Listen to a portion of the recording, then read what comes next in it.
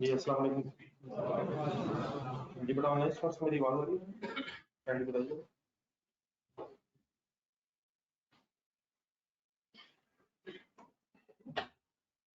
जी sir ठीक ठाक है जी। सॉरी फॉर इनकन्वीनियंस जी। आप लोग डेफिनेटली मेंटली तौर पर रेडी थे।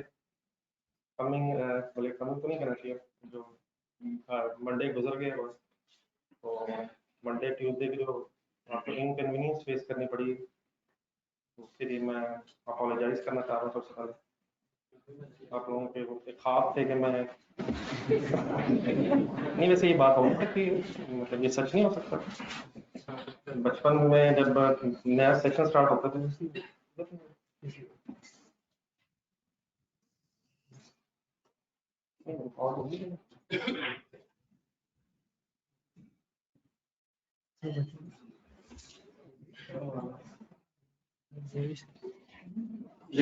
बताइएगा, बात मेरी ठीक है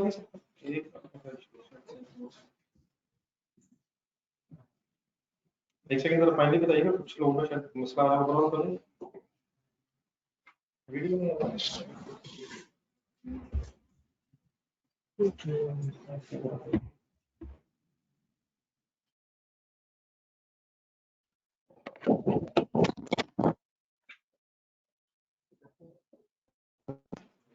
जी इस वक्त आवाज ठीक है?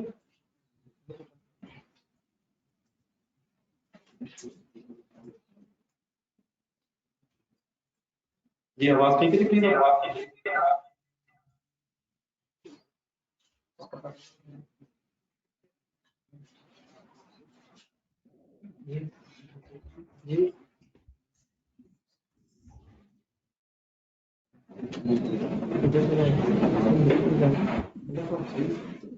जी इधर से तो आ रही है।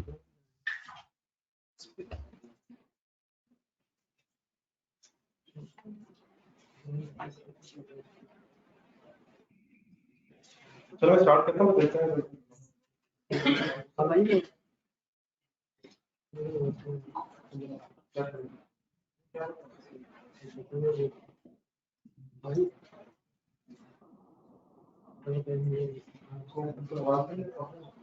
बिल्कुल बात नहीं है।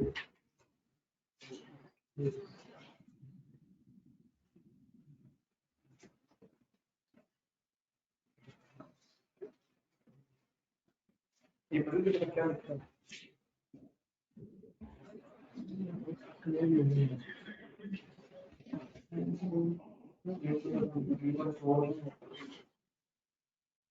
एक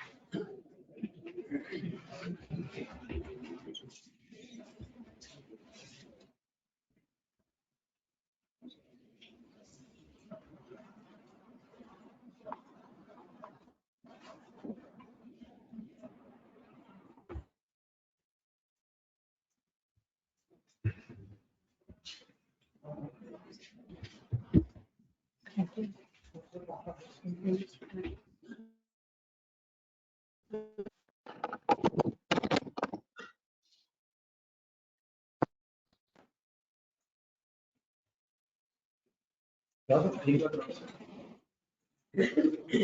उसका नहीं वो सिस्टम ठीक है सिस्टम जो क्या है दोनों से बता रहा है तो कुछ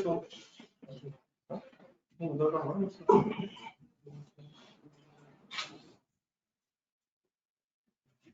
अपना ये जो नए स्टूडेंट्स आ रहे हैं इनको पहले आगे पढ़वाना है, उनको बता दो ना लेकर जहाँ नहीं आगे तो इधर पता ना देख लेते हैं कौन है।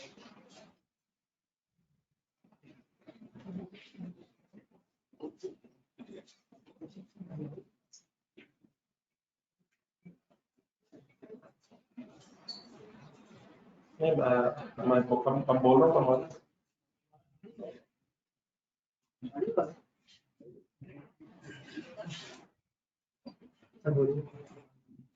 चलिए अपनी डिस्कशन अब स्टार्ट करते हैं जी। आपके पास पेजेस आए होंगे जो एक अलग सा पेज वो काइंड सामने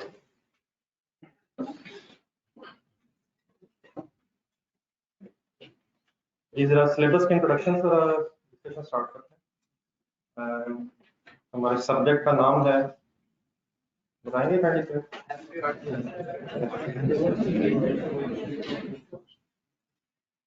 अच्छा ये जो फाइनेंशियल अकाउंटिंग एंड रिपोर्टिंग में F2 का जो सिलेबस है ये एक्सटेंशन ऑफ FA1 ही है। तो मीन्स से जो FA1 में आप स्टैंडर्ड्स पढ़ रहे थे FA1 सर FA1 तो डेफिनेटली ये नहीं हो सकता कि आप लोग FA1 भी पढ़ रहे हैं और FA2 भी पढ़ रहे हैं। तो आईकेप की तरफ से अलाउड नहीं है, तो सब लोगों को FA1 का आइडिया तो है। तो उसमें अकाउंटिंग स्टैंडर्ड्स आप पढ़ते थे, तो अब फर्दर कुछ और अकाउंटिंग स्टैंडर्ड्स आपके नेक्स्ट FA2 के सिलेबस में आ जाएंगे। और फिर जो अकाउंटिंग स्टैंडर्ड FA2 के सिलेबस में भी नहीं है वो फिर फाइनल की स्टडीज में आ जाएंगे। तो आपने अकाउंटिंग स्टैंडर्ड्स की बुक भी उसमें सारे स्टैंडर्ड्स तो नहीं ना पढ़े आपने, तो आपने चंद एक स्टैंडर्ड्स पढ़े मसलन IAS 16, IAS 36, IAS 23 वगैरह वगैरह वगैरह। तो उसी से मतलब वही सारे जो स्टैंडर्ड्स हैं उन स्टैंडर्ड से अब आपने नेक्स्ट लेवल पे कुछ और स्टैंडर्ड्स की तरफ जाना। FA2 के सिलेबस में अगर आप एक सेकंड में देखें नीचे जो ग्रेड से नीचे एक लिस्ट बनेगी स्पेसिफिक एग्जामिनेबल नॉलेज या रेफरेंसेस, तो उसमें अगर आप 1 से लेके 16 तक देखें तो काफी दो 15 और 16 को अगर छोड़ दें तो ये सारे स्टैंडर्ड्स के रेफरेंसेस लिखे हुए हैं जो आपके सिलेबस में, ठीक है। लेकिन इसमें एक सेकंड सबसे पहले एक चीज आइडेंटिफाई करें, इसमें कुछ स्टैंडर्ड्स हैं वो IAS के नाम से अगर ढूंढेगा IAS, लेकिन नंबर 6 पे जब आप जाकर रुकेंगे तो उसमें एक IAS के साथ एक IFRIC भी लिखा हुआ है। तो ये क्या चीज़ है मैं पहले सबसे पहले ये एक्सप्लेन करता और नीचे जरा जाए नंबर 7 में जब आप जाएंगे तो IAS 38 के साथ एक SIC लिखा होगा, तो ये मैं भी एक्सप्लेन करता हूँ क्या है। और जरा नीचे जाएंगे तो फिर IAS 41 के नीचे कुछ स्टैंडर्ड्स के रेफरेंसेस जो है वो IFRS के नाम से शुरू होते हैं। तो IFRS 3 हो गया, उसके बाद IFRS 8 हो गया, फिर आगे जाएंगे तो 9, 10, 15, 16 और एंड में फिर सेकंड लास्ट में कंपनीज एक्ट लिखा हुआ। कंपनी एक्ट की कुछ रिक्वायरमेंट्स भी फाइनेंशियल अकाउंटिंग से रिलेटेड आपके सिलेबस में, और लास्ट में फिर कोड ऑफ एथिक्स है। तो सबसे पहले तो ये जो रेफरेंसेस लिखे हुए हैं कुछ IAS के नाम से, कुछ IFRS के नाम से, कुछ सिक लिखा हुआ है, कुछ IFRIC लिखा हुआ है। ऊपर जाए नंबर 7 में, सॉरी नंबर 6 में, तो वहाँ IFRIC लिखा है जो कि मैं IFRIC बोल रहा हूँ, और नंबर 7 में SIC के नाम से एक रेफरेंस लिखा है। तो असल में ये सारी चीज है क्या, अकाउंटिंग स्टैंडर्ड्स की तरफ बुक ध्यान में लाएंगे, उसके अगर बाहर देखकर बाहर अगर ध्यान में लाएंगे उसका फर्स्ट पेज की बाहर जो उसका मेन जो कवर होता है उस पर अगर आपका जहन अगर जाए तो उसके ऊपर यही लिखा हुआ है कि ये IFRS की बुक है। IFRS stand for international financial reporting standards, तो इंटरनेशनल फाइनेंशियल रिपोर्टिंग स्टैंडर्ड्स की बुक है। लेकिन जब आप उस बुक को खोलते हैं तो आपके पास शायद 3 वॉल्यूम्स भी हैं, कुछ लोगों के पास वाइट कलर स्टैंडर्ड्स है। तो आपके जो सिलेबस में FA1 में था, FA1 में जो भी आपके सिलेबस में स्टैंडर्ड्स थे वो सारे स्टार्ट हो रहे थे IAS के नाम से। उसमें अगर आप कोई भी स्टैंडर्ड ध्यान में लाएंगे तो आपने पढ़ा IAS 16 है, IAS 23 है, IAS 40 है, IAS 36 है, IAS 33 है। कोई भी स्टैंडर्ड अगर आप जहन में लाएंगे तो आईएएस से शुरू हो रहा है, बाद में उसकी नंबरिंग है, ठीक है। लेकिन आपने ये जो लिस्ट अभी देखी है, इसमें कुछ स्टैंडर्ड्स आईएएस की जगह आईएफआरएस की नंबरिंग के साथ में। मतलब इस सारी स्टोरी का ये है कि जो स्टैंडर्ड्स हैं ये combination of IAS and IFRS है। तो इन स्टैंडर्ड्स को चाहे वो आईएएस के नाम से हो या international accounting standards, IAS is abbreviation of international accounting standards, या इंटरनेशनल फाइनेंशियल रिपोर्टिंग स्टैंडर्ड्स, इनको कलेक्टिवली आजकल आईएफआरएस ही बोला जाता है। इनमें डिफरेंस सिर्फ ये है कि जो आईएएस के नाम से स्टैंडर्ड्स हैं ये तकरीबन आप कह रहे हैं कि अराउंड 2008, इस वक्त 2023 चल रहा है, 2023 वाला साल चल रहा है, 2008 से पहले जो स्टैंडर्ड्स बनते थे तो उनको आईएएस के नाम से डिनोट किया जाता है। लेकिन अब जो उसके बाद 2008 के बाद 2023 तक जो ऑनवर्ड स्टैंडर्ड जो बन रहे हैं इनको अब डिनोट किया जा रहा है आईएफआरएस के नाम से। इन अदर वर्ड जिस तरह भी आप समझने के लिए ध्यान में रख सकते हैं कि जो पुराने स्टैंडर्ड्स हैं वो आईएएस के नाम से थे और अब जो नए स्टैंडर्ड्स बन रहे हैं वो आईएफआरएस के नाम से। और अगर फॉर एग्जांपल कोई पुराना स्टैंडर्ड बदल के उसमें कोई चेंज आ जाए और नया स्टैंडर्ड डेवलप होना हो, अब जो नया स्टैंडर्ड वो फिर आईएफआरएस के नाम से ही होता है। तो old standards were denoted by the words of IA और नए जो स्टैंडर्ड्स बन रहे हैं ये डिफरेंस ध्यान में रखना आपने, थोड़ा सा आइडिया बस होना चाहिए। ओल्ड स्टैंडर्ड्स है न्यू स्टैंडर्ड्स, लेकिन वो ओल्ड स्टैंडर्ड्स अभी तक एप्लीकेबल है, वो पुराने स्टैंडर्ड्स अभी तक एप्लीकेबल है जिनकी बेस पे फाइनेंशियल स्टेटमेंट्स बनाए जा रहे हैं। उनको भी अब कलेक्टिव इन दोनों को अगर इकट्ठा बोलना हो, आईएएस और आईएफआरएस वाले स्टैंडर्ड्स को अगर इकट्ठा बोलना हो तो आईएफआरएस के नाम से ही बोलना। आई होप कि मैं कुछ समझा सका। तो व्हाट इज आईएएस? सिंपली पुराने स्टैंडर्ड्स अभी तक चल रहे हैं और आईएफआरएस के नाम से जो स्टैंडर्ड बने हैं तो आप इस तरह कह सकते हैं कुछ पुराने स्टैंडर्ड्स भी सिलेबस में FA2 के सिलेबस में और कुछ नए स्टैंडर्ड्स भी। अब पुराने नए की बहस मैंने सिर्फ आपको आइडिया देने के लिए बताई है, बाकी डेफिनेटली जो पुराना स्टैंडर्ड अगर अभी तक एप्लीकेबल है या कोई नया स्टैंडर्ड एप्लीकेबल है उसकी बेस पर फाइनेंशियल स्टेटमेंट्स, ठीक है। दो चीजें और लिखी हुई थी 6 और 7 में, बाकी पहले जरा 7 में जाए। 7 के साथ आपने 38 लिखा हुआ, उसके साथ एक एब्रिविएशन बनेंगे SIC और SIC की भी नंबरिंग हुई हुई है आपके सिलेबस में 32 एक लिखा हुआ है। और ये है क्या चीज वो मैं थोड़ा सा एक्सप्लेन करता हूँ, बाकी तो डेफिनेटली ये स्टैंडर्ड्स अलग अलग डिस्कस करने वाली चीज। और नंबर 6 में अगर आप आएंगे तो वहाँ IS 37 के बाद रेफरेंस लिखा हुआ है IS RIC और उसका वंश है। अब होता ये है कि जब भी कोई अकाउंटिंग स्टैंडर्ड डेवलप हो जाता है, अब अकाउंटिंग स्टैंडर्ड डेवलप कैसे होता है? अकाउंटेंट्स की एक इंटरनेशनल बॉडी है IASB, international accounting standard board. International accounting standard board बड़ा एब्रिविएशंस का मीनिंग जरूरी नहीं पता आपको, मैं मतलब आइडिया जरा दे रहा हूँ। पूरी दुनिया के जो अकाउंटेंट्स उनकी एक बॉडी है, उस बॉडी को कहते हैं इंटरनेशनल अकाउंटिंग स्टैंडर्ड बोर्ड। वो फिर जिस एरिया में अकाउंटिंग ट्रीटमेंट स्पेसिफाई करना होता है तो वो अकाउंटिंग स्टैंडर्ड बोर्ड जो है इंटरनेशनल अकाउंटिंग स्टैंडर्ड बोर्ड ये स्टैंडर्ड्स डेवलप करते हैं। मसलन फॉर एग्जांपल IS2 का जहन बनाएं, IS2 बचपन इन्वेंटरीज अकाउंट इन्वेंटरीज ने कैसे अकाउंट फॉर होना है, प्रिंसिपल है accounting inventories are measured at lower of cost and cost ने कैसे कैलकुलेट होना है, FIFO मेथड भी है, वेटेड एवरेज मेथड भी है, तो ये सब कुछ कैसे डिसाइड हुआ? नहीं मतलब वो स्टैंडर्ड कैसे बना, मतलब बोर्ड कैसे बना, बोर्ड में कौन है, पूरी दुनिया के अकाउंटिंग प्रोफेशन के रिप्रेजेंटेटिव उसमें है, और फिर आपस में बैठ के डिसाइड करते हैं कि इन्वेंटरीज को कैसे मेजर होना चाहिए। तो उन्होंने फिर एक प्रिंसिपल बना दिया कि inventory should be measured at lower cost analysis, और फिर कॉस्ट को कैसे मेजर होना चाहिए, FIFO से या वेटेड एवरेज से चॉइस से दी। इस तरह IS16 अगर आप ध्यान में लाएं, FIFO के कुछ देंगे प्रॉपर्टी प्लांट इक्विपमेंट, इनिशियली इसे कॉस्ट से मेजर करते हैं, फिर सब्सिक्वेंट मेजरमेंट के लिए कॉस्ट मॉडल भी है, इवैल्यूएशन मॉडल है, इवैल्यूएशन मॉडल में क्या होना है, ये सब कुछ स्टैंडर्ड में डिफाइंड है। अब ये स्टैंडर्ड किसने बनाया? ये इस अकाउंटिंग स्टैंडर्ड बोर्ड ने बनाया, ठीक है। तो ये बोर्ड क्या करता है? स्टैंडर्ड बना देता है। और डेफिनेटली अकाउंटिंग के जितने अकाउंटेंट्स अकाउंटिंग प्रोफेशन से रिलेटेड जो अकाउंटेंट्स उसके रिप्रेजेंटेटिव्स होते हैं वो उसमें अपनी इनपुट देते हैं, फिर आपस में डिस्कशन होती है और फाइनली एक कंसेंसस डेवलप हो जाता है कि स्टैंडर्ड में ये चीजें होनी चाहिए। लेकिन अब जब स्टैंडर्ड डेवलप हो जाता है और उसे फिर प्रैक्टिकली कंपनीज में अकाउंटेंट्स ने अप्लाई करना होता है, बातें समझ आ रही है?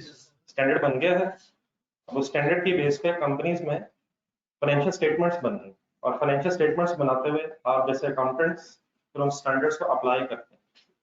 अगर अप्लाई करते हुए स्टैंडर्ड्स को रियल लाइफ में फाइनेंशियल स्टेटमेंट्स बनाते हुए अप्लाई करते हुए अकाउंटेंट्स को प्रॉब्लम फेस करनी पड़े, मीन्स जैसे फॉर एग्जांपल अकाउंटेंट्स महसूस करेंगे किसी चीज के बारे में स्टैंडर्ड में क्लैरिटी नहीं है, कोई ऐसा एरिया है जिसके बारे में स्टैंडर्ड में स्पेसिफिकली सही गाइडेंस नहीं है, तो देन फिर अकाउंटेंट्स अप्रोच करते हैं इस IASB की बॉडी को और इनसे ये कहते हैं कि ये जो स्पेसिफिक एरिया है जिसमें स्टैंडर्ड जिसके बारे में स्टैंडर्ड में गाइडेंस नहीं है, तो उसके लिए हमें गाइडेंस दें कि हम उस चीज को कैसे ट्रीट करें। बात समझ रही है? स्टैंडर्ड डेवलप हो गया, उसमें डेफिनेटली कोशिश यही की जाती है कि हर एरिया के हवाले से गाइडेंस आ जाए, लेकिन अगर प्रैक्टिकली अप्लाई करते हुए महसूस हो कि किसी स्पेसिफिक एरिया की गाइडेंस उसमें नहीं है, तो फिर अकाउंटेंट्स है ना वो इंटरनेशनल अकाउंटिंग स्टैंडर्ड बोर्ड को दोबारा अप्रोच करता है और उससे कहता है कि हमें गाइडेंस दें कि ये जो मसला आया है इसे कैसे हल करें। तो फिर वो जो उस पर ओपिनियन देते हैं कि इस मसले को आपने कैसे हल करना है, उसके लिए फिर वो एक सॉर्ट ऑफ आप कह रहे हैं शॉर्ट सा स्टैंडर्ड हमारा बनाते हैं। शॉर्ट सा स्टैंडर्ड क्यों बनाते हैं? किस मसले को हल करने के लिए? जो पहले ओरिजिनल स्टैंडर्ड में एड्रेस नहीं, तो जो पहले कौन से 2008 से पहले वो जो शॉर्ट स्टैंडर्ड बना के उसमें बताते थे कि एरिया को कैसे आपने इस मसले को कैसे रिजॉल्व करना है, तो उस वक्त उसे कहते थे SIC stand for standing interpretation committee guidance. तो ये 6 कब बनती थी? किसी मसले को जो स्पेसिफिकली एड्रेस नहीं था स्टैंडर्ड में उसको हल करने के लिए जो फर्दर गाइडेंस इशू की जाती थी वो SIC के नाम से 2008 से पहले इशू की जाती थी, और 2008 के बाद अगर कोई फर्दर इंटरप्रिटेशन या फर्दर गाइडेंस देनी किसी स्टैंडर्ड के हवाले से तो आपको सिक की जगह वर्ड हो जाता है IFRIC stand for international financial reporting interpretation guidance कहते हैं।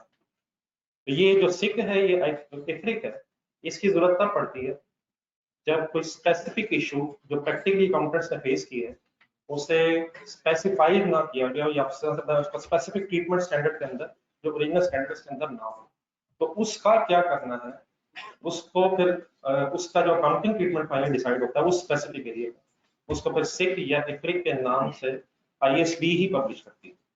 तो सिक जो कह रहे हैं आप पुरानी इंटरप्रिटेशंस थी और इफ्रिक है और नई इंटरप्रिटेशन है, उसी तरह जिस तरह IAS क्या था पुराने स्टैंडर्ड से और IFRS क्या था वो नए स्टैंडर्ड।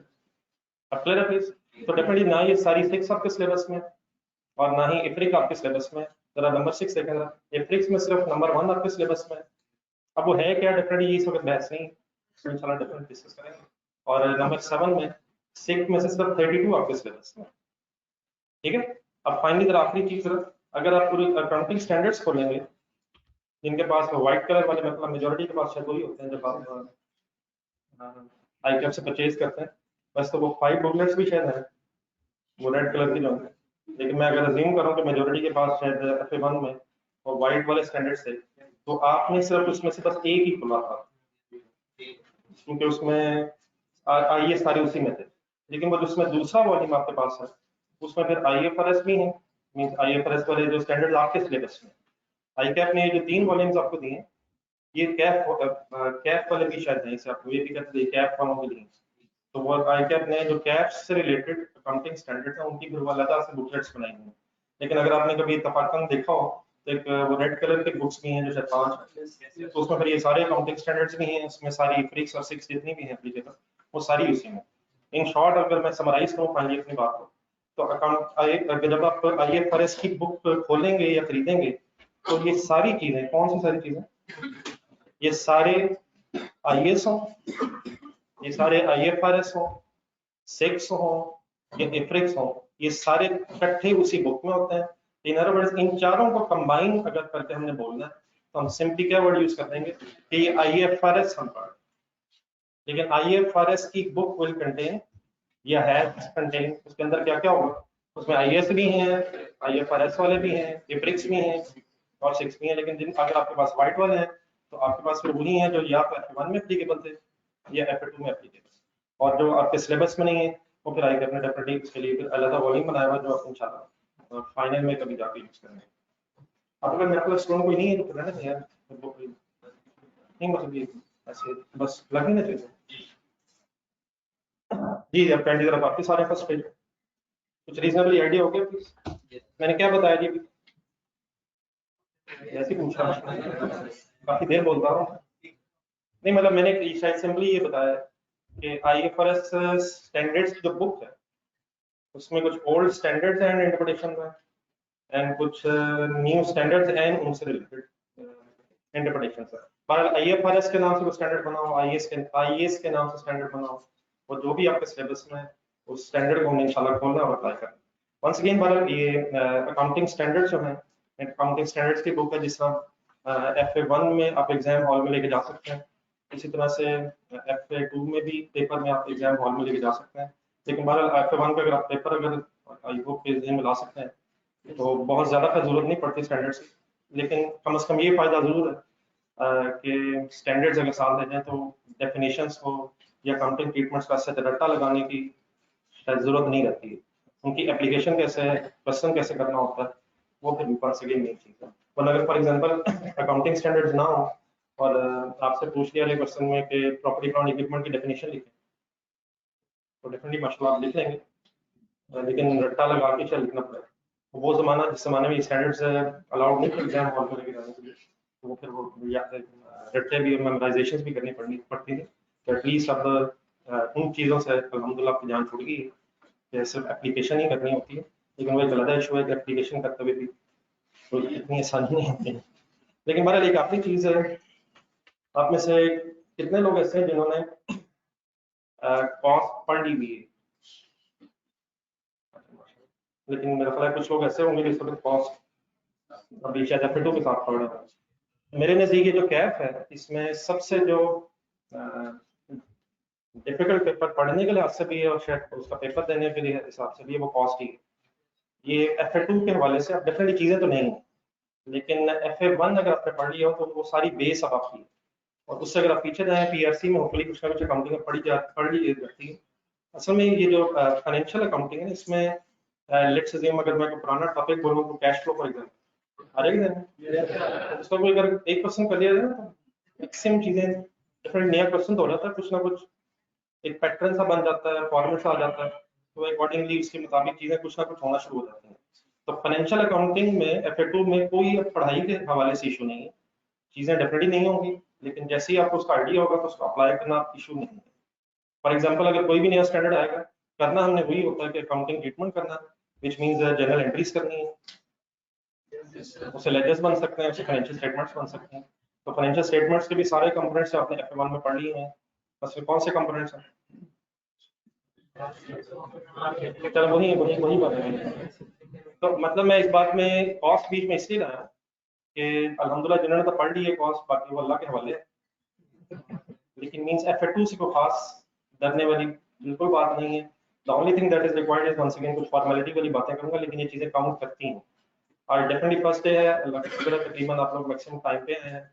हमारा सबसे पहले इस क्लास में चैलेंज ये होना है कि क्लास का टाइम 8 बजे है और थ्रू आउट द सेशन इंशाल्लाह ये 8 बजे ही रहेगा। जैसे जैसे और ये दिन आगे जाएंगे तो सर्दी भी आनी है और आहिस्ता आहिस्ता वो इंसान मतलब पढ़ाई के हवाले से जरा रिलैक्स भी होना शुरू हो जाता है। तो रियल चैलेंज सबसे पहले ये है ना कि प्रॉब्लम्स यही है, आप जरा थोड़ा अगर ठंडे दिल से कभी एनालाइज करेंगे, साथ साथ अगर स्टडीज ना होंगी तो बाद में लेक्चर्स कवर करने में हमारी इशू रहता है।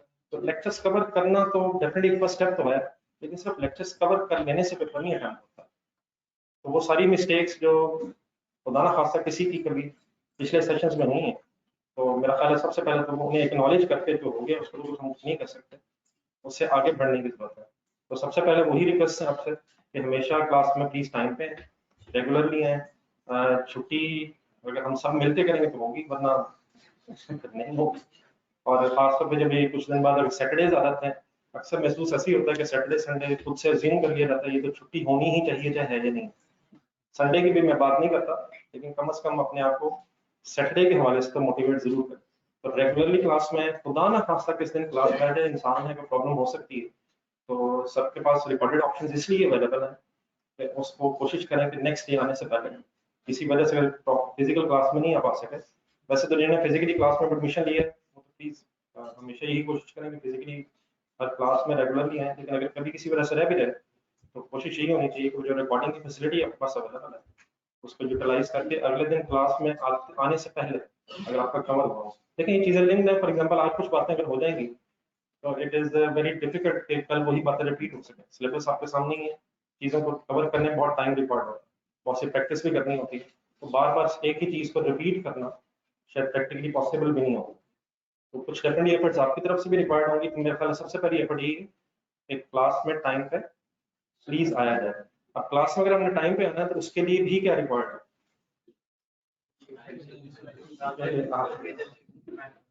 नहीं मतलब टाइम पे अगर आपने आना तो उठ के आना, टाइम पे आने के लिए आप उठ कर सकते हैं। अब ये प्रैक्टिकली पॉसिबल नहीं है कि आप 6 बजे सोएं। हर नॉर्मल इंसान की कुछ ना कुछ 7-8 घंटे तो मेरे ख्याल नींद होगी, तो इसका मतलब फिर हमें रात को भी टाइम पे सोना पड़ेगा। ये हमारा बिगेस्ट इशू, रात को सोना बिगेस्ट इशू बन जाता है। अल्लाह करे एग्जेजरेट करो चीजें, आप माशाल्लाह मतलब नॉर्मल लाइफ गुजार रहे हैं। अल्लाह ताला ने दिन का जो टाइम है वो काम के लिए बनाया और रात का टाइम डेफिनेटली सोने के लिए बनाया। तो मैं पढ़ते बहुत ज्यादा है, लोगों को पढ़ते पढ़ते पता नहीं चलता इतना ज्यादा टाइम होता है, लेकिन दिन को पढ़ लिएगा बस। ये सब थोड़ा सा एडजस्ट बस यही करना। तो ये मतलब ये चीजें मैटर कर जानी है। अल्लाह करे आई होप कि कुछ दिन तो याद रह गए, लेकिन ये कुछ दिन बाद इंसान दोबारा उसी रूटीन में चलता है। असल में जब पेपर्स होते हैं तो उस वक्त तो टेंशन होती है थोड़ी सी अगर पेपर्स अच्छे ना हो, लेकिन मतलब पैसेज ऑफ टाइम कुछ दिनों बाद इंसान वो जो एक्सपीरियंस हुआ होता है वो भूल जाता है और फिर वो गेम। तो असल में चैलेंज हमारा ये अगर ये तकरीबन अक्टूबर में अगर क्लासेस स्टार्ट हुई हैं तो यहाँ से लेकर 30 दिन तक कंसिस्टेंटली हमें पढ़ना है। मेरा ख्याल है जिस दिन पेपर होगा उस पेपर देने के बाद रिलैक्स कर सकते हैं। तो ये कहना बड़ा आसान है, मैंने कह दिया आपने सुन लिया, लेकिन इसे अप्लाई करना डेफिनेटली करना है, मतलब बी रियलिस्टिक। ये मतलब ये तो नहीं मैं कह रहा कि बहुत आसान चीजें हैं। असल में जिस स्टडीज के बैकग्राउंड से हम यहाँ तक पहुंचे हैं, सॉरी मैं ऐसे ही आपका टाइम शायद ज्यादा ले रहा हूँ, बस आखिरी हिस्सा की बात है। वहाँ चॉइसेस भी होती थी, अगर हम थोड़ा सा पीछे चले जाए चॉइस भी होती थी, पता नहीं 10 और हमसे 5 करने होते थे। फेलियर का इशू ही नहीं, ये हमारा जो सीए का इशू ना, ये मेन मसला ये है कि अगर खुदा ना खास्ता फेल हो जाए तो 6 महीने गए, वो जो एक जिंदगी का वो जो टाइम जाया होता है उसकी वजह से फिर जो नेक्स्ट अटेम्प्ट होती है वो वैसे ही बड़ी प्रेशर वाली होती है। एक पिछला 6 अगला भी तैयारी खुदा ना खास्ता ना हो, फिर अगले 6 जहन में आते हैं। तो पेपर में बैठ के जब ये सब कुछ जहन में आता है तो पेपर तो सामने नजर ही नहीं आता। पेपर सामने होता है, पिछला जहन में, अगला जहन खुदा ना खास्ता फिर होगा, फिर मेरे जैसे जहाँ बिल्कुल ना पड़ा होना बड़ी भी जहन में आता है। जाहिर सी बात है, वो सारी चीजें कंपाउंड हो जाती हैं। तो इंशाल्लाह आई होप कि हम सब मोटिवेटेड हैं। ये चीजें डेफिनेटली रोज करना मुश्किल है, लेकिन मेरा ख्याल जरूरत नहीं है। हाँ अगर कभी आपको महसूस हो कि मैं मोटिवेट नहीं हूँ पढ़ाई के वाले से, मैं टाइम पे नहीं आ रहा यार, तो मुझे जरूर आपने जगाने के लिए कुछ ना कुछ मोटिवेट करते रहना। पेपर्स किसने देने हैं? मैंने देने हैं, तो ये तो बहस ही नहीं है। अगर खुदा ना खास्ता मैं कहूँ किस दिन यार संडे को रहने देते हैं क्लास, मैंने वैसी बात की, तो आप क्या कहेंगे? हालांकि मैंने तो इसलिए कहा कि मैंने सोना है, और पता नहीं टाइम जाएगा क्या, आप लोगों ने घर भी पढ़ना है, तो एक ही बात नहीं होगी कि मिलजुल के पढ़ने हैं। चलिए हमारा अभी संडे दूर है, आज कौन सा दिन है? अभी वेडनेसडे नहीं, वेडनेसडे ही हो गया, सॉरी उसके जो अपॉलोजाइज मैंने किया पहले 2 दिन के लिए, मुझे उसकी जब तक सजा नहीं ना मिलेगी प्रॉपर, मुझे लगता है मैंने बदला नहीं है। तो इंशाल्लाह उसके बारे में डिसाइड कर लेंगे। आ जाए जरा जल्दी से नजर सिलेबस देखना, जस्ट इसका सिलेबस देखने का मतलब ये होगा कि कम से कम कुछ हेडिंग्स कुछ टॉपिक्स के नाम हमारे सामने आ जाए। बाकी इंशाल्लाह फिर आज कुछ डिस्कशन भी स्टडीज के हवाले से स्टार्ट करते हैं। ये ठीक है नहीं होगा इसमें साथ में? जी जरा पेन हाथ में, पेन पकड़िए, पेन है ना यार? आज तो अगर कैलकुलेटर्स नहीं है तो ठीक है, लेकिन कंडीशन से प्लीज कैलकुलेटर्स भी होने चाहिए। रजिस्टर भी एक नए जज्बे से खरीदा। हर सब्जेक्ट के हवाले से मेरे ख्याल रजिस्टर शायद अलग ही बेहतर रहता है। तो जितने आपके सिलेबस सब्जेक्ट्स हैं उनके लिए मेरे ख्याल अलग अलग सब ये रजिस्टर ही बाद में नोट्स बन जाते हैं। ठीक है, तो पहले दिन से ही अपने आप को मोटिवेट करें, पेजेस घूम जाते हैं। अगर इस वक्त तो पेज हो रहा है तो ठीक है, लेकिन कल करने की कोशिश करें, रजिस्टर हो, पेन अपना हो, और कैलकुलेटर भी अगर अपना ही हो तो सबसे बेस्ट हो। तो यहाँ जरा नीचे ऊपर तक ग्रेड सी बनी हुई है, सिलेबस के रेफरेंसेस दिए हुए, नंबरिंग दी हुई है, जो नीचे स्पेसिफिक एग्जामिनेबल नॉलेज रेफरेंसेस के जो स्टैंडर्ड्स के नाम थे वो जरा मैं थोड़ा सा आइडिया दे देता हूँ, और इसमें से कुछ आइडेंटिफाई कर लेते हैं कि बड़े बड़े मेन टॉपिक्स कौन से हैं। तो पढ़ने शुरू करें जी साथ साथ। सबसे पहले IS1 आ गया, इसमें लिखा हुआ preparation of financial statements. Financial statements का जब वर्ड आएगा तो 5 कंपोनेंट्स में आने चाहिए, जरा बोल दें गाइड जल्दी से। Statement of financial position, statement of comprehensive income, statement of changes in equity, statement of cash flow and notes of financial. तो ये 5 कंपोनेंट्स का आपको आइडिया है। इनमें डेफिनेटली अब ये जो स्टेटमेंट ऑफ कैश फ्लो है ये अब इस तरह से स्पेसिफिकली एग्जामिनेबल नहीं है। बाकी statement of financial position, statement of comprehensive income, changes in equity आई जानी बार बार, फिर नोट्स है, लेकिन ये कैश फ्लो की अब डिस्कशन FA2 में नहीं है। ये आपने FA1 में जो पढ़ ली है वहीं तक है, आगे शायद फाइनल में है, लेकिन FA2 के सिलेबस में कैश फ्लो स्टेटमेंट दोबारा बनानी नहीं आएगी। देन पढ़ लें नंबर 2। फिर कुछ थ्योरेटिकल टॉपिक्स हैं इसमें, एक है IS10 लिखा हुआ events after the reporting period. इसका जरा एक लिंक है नीचे जरा ढूंढे, नंबर 6। अक्सर इस टॉपिक में से जो IS10 है इसका क्वेश्चन जो है IS37 के साथ मिक्स होकर आता है। ये थ्योरेटिकल क्वेश्चंस नॉर्मली आते हैं जिसमें सिनेरियो बेस्ड है, जिस तरह का FA1 से मिलाया जाता है तो उनमें सिनेरियो बेस्ड क्वेश्चंस। IS23 नहीं वो बना तो देता है लेकिन नॉर्मली इसमें न्यूमेरिकल्स भी होते हैं। नहीं मेरे ख्याल FA1 में खास इसका लिंक नहीं होगा। गवर्नमेंट ग्रांट्स में भी बनाने को थ्योरेटिकल बनाते हैं लेकिन अक्सर क्वेश्चन भी आता है, लेकिन नॉर्मली IS10 37 ये जो भी चीज है ये इसका जरा सिनेरियो बेस्ड क्वेश्चन होता है। सिनेरियो बेस्ड क्वेश्चन को सिनेरियो पढ़ के लॉ में मतलब बेहतर है, जैसा बी लॉ में शायद होता है सिनेरियो होता है एक्सप्लेन करना होता है जी। नंबर 3 जो है ये एक हमारे मेन टॉपिक्स में होगा IS12, इसमें हमने टैक्सेस पढ़ना है। एक डेफिनेटली इनकम टैक्स एक अलग सब्जेक्ट है, लेकिन इनकम टैक्स का accounting treatment financial statements mostly double entries उसकी एक लंबी बहस है। तो ये आप इस तरह से करें, इसमें हमारा टाइम भी काफी लगेगा और ये एग्जामिनर का फेवरेट टॉपिक्स में भी। फिर नंबर 4 में लिखा हुआ IS21 the effect of change in foreign exchange rates. अगर आपने कोई एक्सपोर्ट की है, एक्सपोर्ट क्या होती है, पाकिस्तान से बाहर अगर चीजें बेची हैं, फॉर एग्जांपल आपका कस्टमर अमेरिका में, तो अगर आपने चीजें बेची हैं तो हो सकता है आपको पैसे दें वो डॉलर्स में आने, तो डॉलर्स को फिर अगर हम पाकिस्तान में काउंटिंग कर रहे हैं तो डॉलर्स को फिर हमें रुपीज में कन्वर्ट करना पड़ेगा। आजकल बड़ा मतलब कॉमन हो गया एक्सचेंज रेट्स का, तो सबको आइडिया होगा तो एक्सचेंज रेट की कन्वर्जन कैसे होती है। फिर अगर हमने पाकिस्तान से बाहर से चीजें परचेज की इंपोर्ट, फॉर एग्जांपल कोई मशीनरी हमने जर्मनी से ली, अगर उसकी हम पेमेंट यूरोस में कर रहे हैं तो फॉरेन करेंसी ट्रांजैक्शंस को लोकल करेंसी में कैसे कन्वर्ट किया जाता है, तो उसकी कैसे एंट्री होती है, ये IS21 है। इसका नाम आगे लिखा था इफेक्ट ऑफ चेंजेस है फॉरेन एक्सचेंज रेट। फिर ये रेट्स फ्लक्चुएट हो जाते हैं, करेंसी फ्लक्चुएशंस, उसका फिर क्या ट्रीटमेंट होता है इंशाल्लाह फिर इस IS21 में देखेंगे। देन इसके बाद IS28 एक लिखा हुआ है। IS28 ये जो नंबर 5 है इसका लिंक कर रहे हैं आप नीचे 2 से, एक ढूंढे नंबर 9 बिजनेस कॉम्बिनेशन, और एक ढूंढे नंबर 12 IS28 इफ IFRS 3 और IFRS 10। कौन कौन से नंबर मैंने सीरियल नंबर बोले 5, 9 और 12, इन्हें इकट्ठा कर लिया जाए तो ये कंबाइन करके एक हमारा one of another main subject main sorry topic बन जाएगा, कंसोलिडेटेड फाइनेंशियल स्टेटमेंट्स।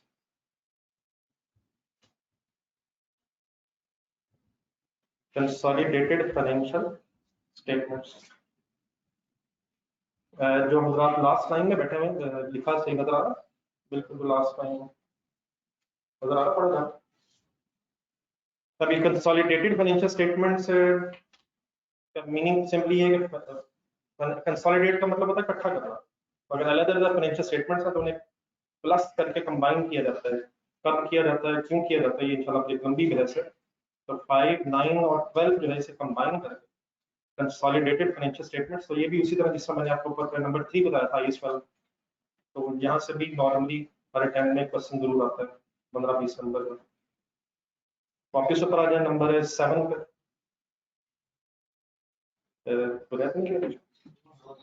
नंबर 7 में लिखा है IAS 38। अब जिस तरह था IAS 16, क्या था IAS 16? प्रॉपर्टी प्लांट इक्विपमेंट का मतलब वो tangible assets, land building machinery जो नजर आते हैं। लेकिन अगर इनटेंजिबल एसेट्स हो तो उनका फिर अकाउंटिंग ट्रीटमेंट क्या होता है? तो IAS 16 अब स्पेसिफिकली आपके सिलेबस में तो नहीं है, लेकिन डेफिनेटली कुछ ना कुछ चीजें आती रहेंगी बीच में। लेकिन अब स्पेसिफिकली सिलेबस में इनटेंजिबल एसेट्स, तो IAS 38 जो है इनटेंजिबल एसेट्स से रिलेटेड आगे लिखा हुआ। और फिर इसी में एक वेबसाइट से रिलेटेड जो इशू है, वेबसाइट अगर डेवलप हुई है तो उसका अकाउंटिंग ट्रीटमेंट जो है वो फिर सिक 32 में, एक सिक 32 भी आई। तो ये जो वेबसाइट्स हैं इसका कॉन्सेप्ट मेरा पता कहीं बना होगा 2001-2 की बात है। उससे पहले वेबसाइट्स और इस तरह की चीजें जो आप देखते हैं वो नॉर्मली नहीं थी। तो ओरिजिनली जब IAS 38 बना था तो उसमें वेबसाइट्स का अकाउंटिंग ट्रीटमेंट नहीं लिखा हुआ था, क्योंकि उस वक्त वेबसाइट्स डेवलप ही नहीं होती थी। लेकिन सब्सिक्वेंटली जब वेबसाइट्स बनना शुरू हुई, डेवलप करवाई गई, उस पर एक्सपेंसेस होने शुरू हुए, तो फिर उसके लिए अलग से गाइडेंस देनी पड़ी IASB को। किस नाम से? सिक अब क्यों लिखा हुआ? ये पुरानी इंटरप्रिटेशन। तो वेबसाइट पे अगर खर्चा हुआ तो उसको क्या करना है, कैपिटलाइज करना, एक्सपेंस आउट करना, तो उसका ट्रीटमेंट स्पेसिफाई करने के लिए 632 बना। अब इस वक्त डेफिनेटली आई होप कि सबको पता, मैं इस वक्त स्टैंडर्ड पढ़ा नहीं रहा, तो सिर्फ शायद कुछ एक आइडिया सा देना चाह रहा हूँ कि बाजार शुरू के कम से कम। देन उसके बाद नंबर 8 में लिखा हुआ एग्रीकल्चर। अगर आपका कुछ डेयरी फार्मिंग है तो है स्टार्टिंग, तो डेयरी बड़े बड़े forms, cattle farming, dairy farming, दूध कहाँ से आता है, तो फिर इसका ये ऑस्ट्रेलिया या न्यूजीलैंड वगैरह में ये बहुत बड़े बड़े फॉर्म्स, फिर ये कंपनीज हैं जो डेयरी फार्मिंग कर रही हैं। तो अगर वो बिजनेस हो किसी का, उसमें कैटल्स को एस्टेट बनाएंगे, उसे कैसे बनाएंगे, किस अमाउंट में मेजर करेंगे, तो ये फिर एग्रीकल्चर वाले स्टैंडर्ड में जो IAS 41 में स्पेसिफाइड है। बात समझ आई? तो बहुत बड़े कोई फॉर एग्जांपल आपके ये गार्डन्स, क्या हो सकते हैं, बाग, फलों के बाग, अगर फल उगा के बेचना आपका बिजनेस है तो उसकी भी अकाउंटिंग ट्रीटमेंट होनी चाहिए। या अगर फॉर एग्जांपल किसी दरख्त पे आम लग गए, तो आम क्या चीज है? तो दरख्त भी है, आम भी है, तो दरख्त पे खर्चा होगा, आम उतार के बेचेंगे, तो आम जो उतारा है उसकी कितनी वैल्यू है अगर स्टॉक में पड़ा है, ठीक है ना? तो अगर किसी ऐसे बिजनेस में जॉब मिल जाए तो कौन सा स्टैंडर्ड अप्लाई करना पड़ेगा? फिर IAS 41। जिस कंपनी में जॉब करेंगे जहाँ अच्छी सैलरी मिलेगी, तो अगर उसका फॉर एग्जांपल कोई ये डेयरी फार्मिंग का बिजनेस हुआ तो हम ये तो नहीं कहते यार ये नहीं मैंने कर दिया, जो भी अगर अच्छी सैलरी देगा तो वहाँ पहुंच। किस मुल्क में आपने बिजनेस करना है, सॉरी किस मुल्क में जॉब करना है, जहाँ जहाँ मिल जाए, जहाँ पहुंच जाए। तो माशाल्लाह ग्लोबल किस्म के चार्टर्ड अकाउंटेंट्स हैं, जहाँ मर्जी जॉब मिल जाए, जहाँ मर्जी, फिर इंशाल्लाह थोड़ा उससे बाद अपनी भी बना देंगे वैसे। तो हर चीज का पता होना चाहिए। नहीं एग्रीकल्चर वर्ड सुनते सुनते अजीब अजीब से सेक्शन बना देता है। तो ये तो नहीं हम कह सकते हमें हमें क्या पता ये आमों का अकाउंटिंग ट्रीटमेंट क्या होता है, इंशाल्लाह सब कुछ पता।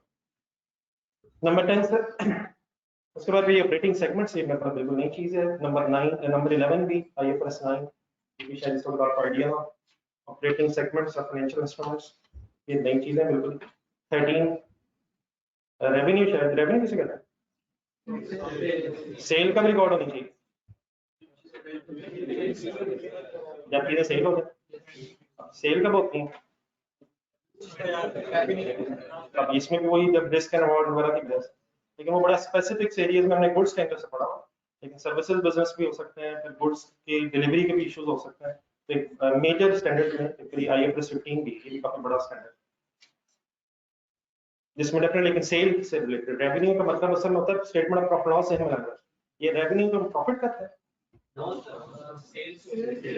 रेवेन्यू इसमें सेल है, सेल तो ऊपर स्टेटमेंट ऑफ प्रॉफिट लॉस के स्टार्ट में आता है, अल्टीमेटली प्रॉफिट या लॉस एंड में।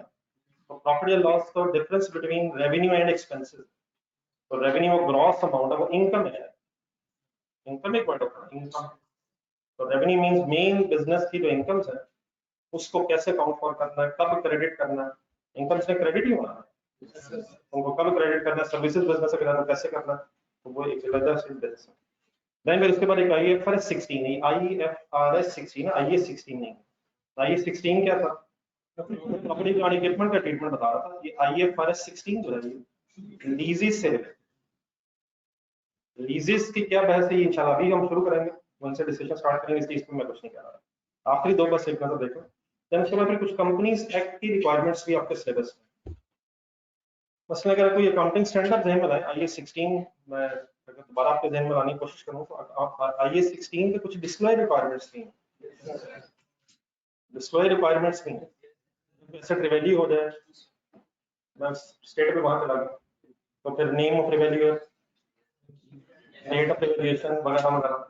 तो कुछ बल्कि शायद हर अकाउंटिंग स्टैंडर्ड में डिस्क्लोजर रिक्वायरमेंट्स भी मौजूद है, लेकिन in addition to those disclosure requirements of the accounting standards, in addition to the those disclosure requirements of accounting standards, accounting standards में जो disclosure requirements हैं उनके साथ साथ कुछ disclosure requirements कंपनीज एक्ट में भी हैं, जिन disclosure requirements को फाइनेंशियल स्टेटमेंट्स बनाते हुए पाकिस्तान में अप्लाई करना जरूरी है।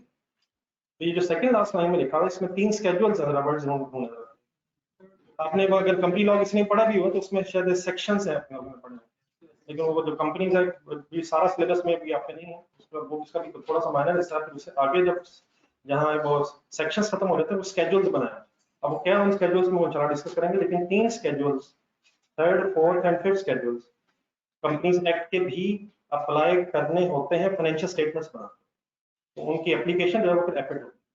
ठीक है, कुछ रीजनेबली समझ आ गई?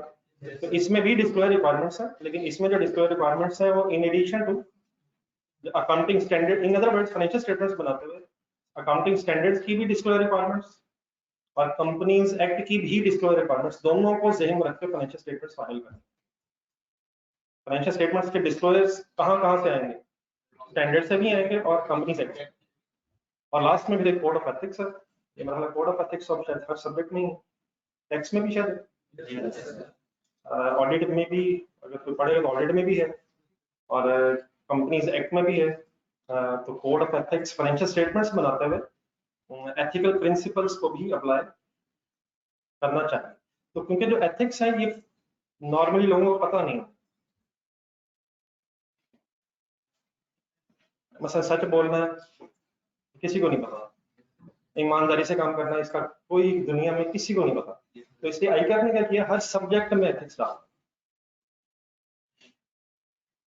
लेकिन आपको देख के मुझे लग ये रहा है कि शायद आईकैप ने ये हमें जहन में रख के एथिक्स को सिलेबस में रखा है, वरना जब मैं ये बात कर रहा था तो आप लोगों को कितनी अजीब सी लग रही थी कि हमें नहीं पता क्या एथिक्स अप्लाई करनी चाहिए या पढ़नी चाहिए। चलिए ये मेरे ख्याल एक अजीब सी बात मैंने कह दी, इंशाल्लाह इसका फिर डिस्कस करेंगे। अब आप इस पेज को साइड पर रखें, अब घुमाना नहीं है कंटिन्यूस दिन, जरा पेज जरा संभाल कर रखें, कुछ दिन शायद रिपोर्ट को आप तक आते हुए जरा टाइम लग जाए। तो आज की हम डिस्कशन स्टार्ट करेंगे जी, किससे भी क्या लिखा हुआ ये ऑनलाइन स्टूडेंट सारे साथ ही नहीं मिलते।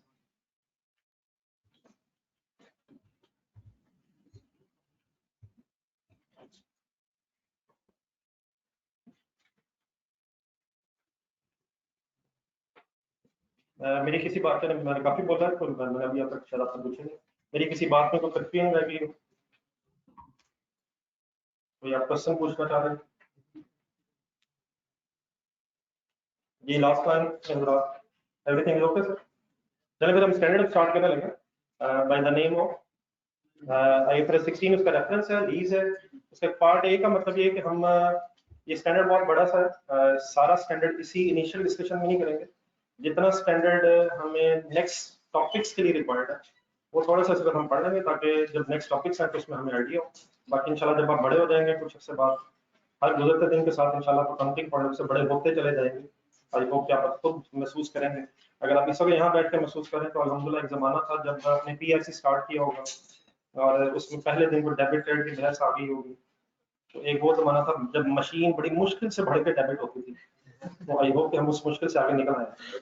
हर गुजरते दिन के साथ साथ इंशाल्लाह हमने अकाउंटिंग पॉइंट ऑफ व्यू से बड़े होते चले जाना है, तो जब कुछ अर्से बाद इंशाल्लाह बाकी बड़े हो जाएंगे, खासतौर पर जब रिजल्ट आ जाएगा तो उसके बाद इंशाल्लाह फिर वो उसका मेन हिस्सा भी शुरू होगा। लेकिन इस लीज को स्टार्ट करने से पहले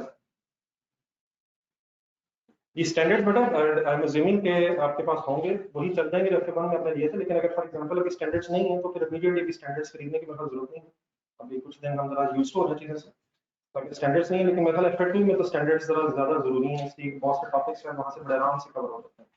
तो अब FA1 में अगर नहीं भी लिए थे FA2 में तो रिक्वायर्ड होंगे, लेकिन अभी इमीडिएटली उनको खरीदने की मेरे ख्याल जरूरत नहीं है।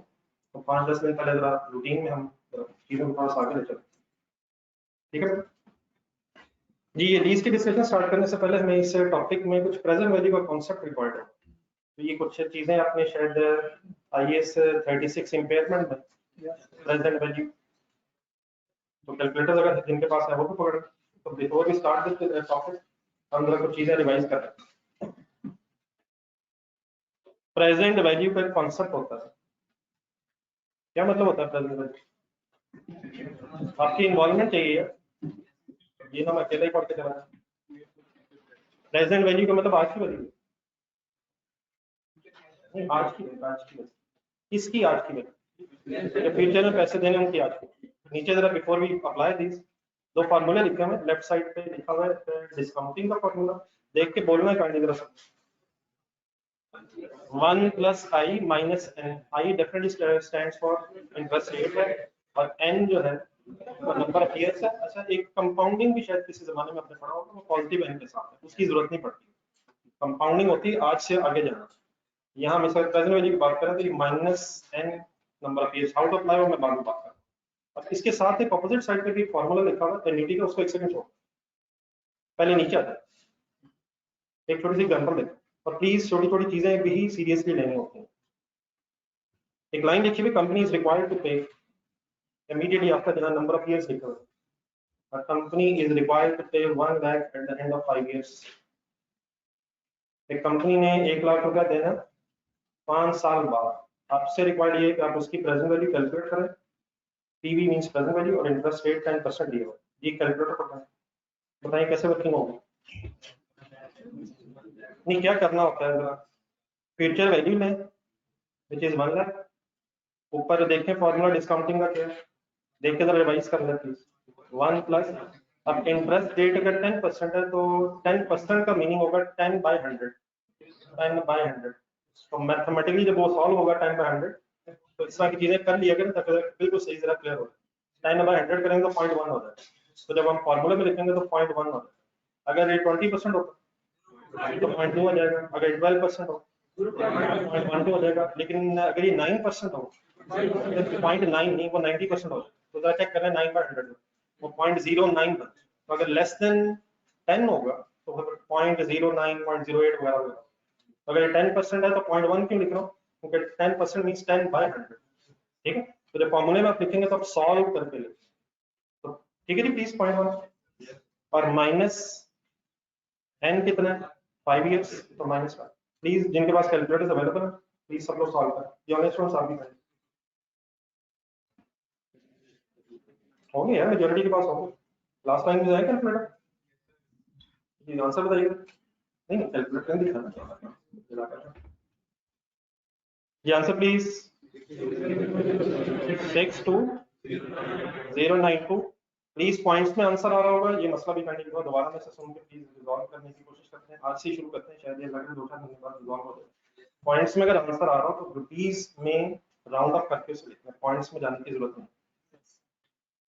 तो यकीनन अगर पॉइंट्स में आ रहा था लेकिन शायद 0.5 से कम आ रहा, तो इसलिए मैंने 2 लिख दिए। और डेफिनेटली 0.5 या 0.6 वगैरह होता तो जिसमें आपको पहले पता वही मैंने करता। मैं क्या करता, मैं 2 की बजाय 3। तो अगर रुपीस में हमको फिगर लिख रहे हैं तो पॉइंट्स में अगर आंसर आ रहा तो काइंडली से राउंड ऑफ करके आंसर लिखें। आई होप कि मैंने कोई नई बात नहीं की।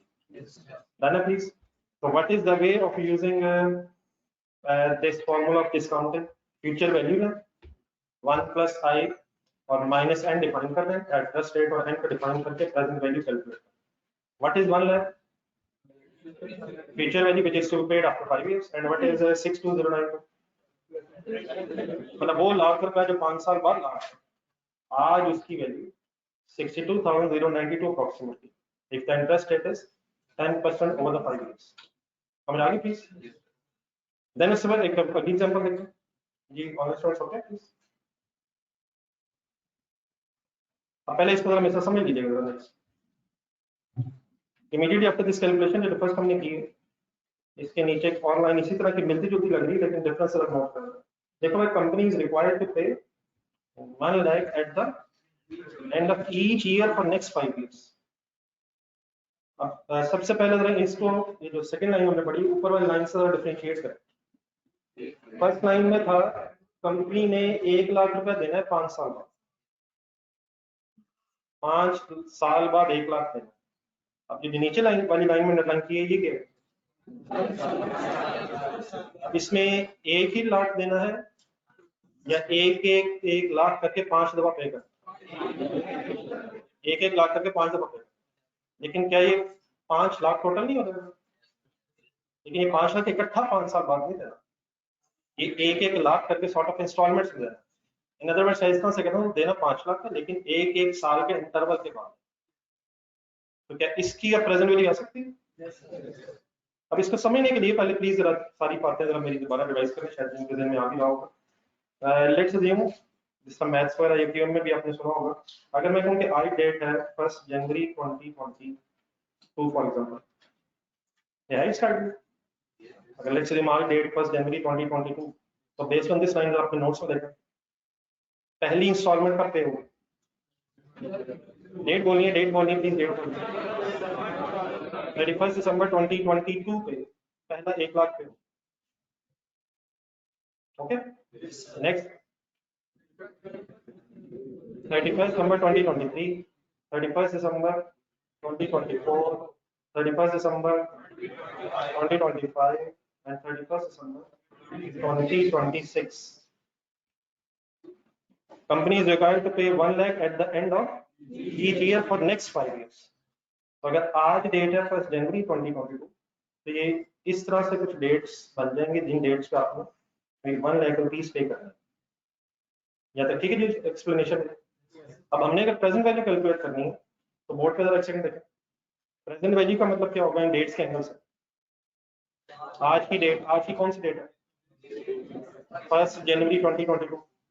तो इस डेट पे अगर आपने प्रेजेंट वैल्यू कैलकुलेट करनी है, तो जो पहला 1 लाख है वो आज से 1 साल बाद,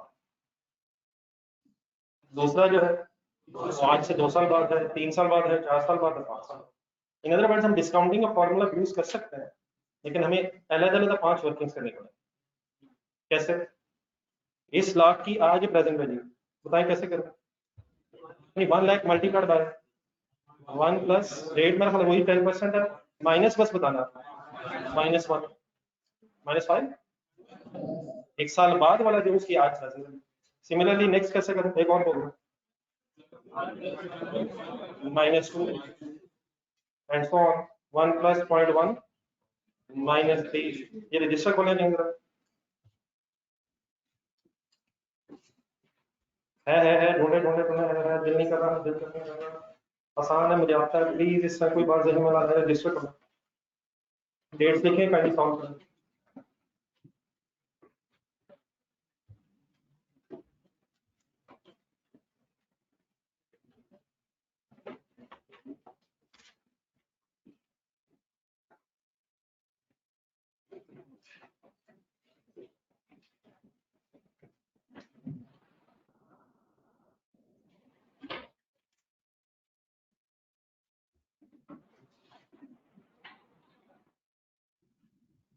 जी ऑनर्स स्टूडेंट में जो मेरे साथ है, समझ आ रही है प्लीज?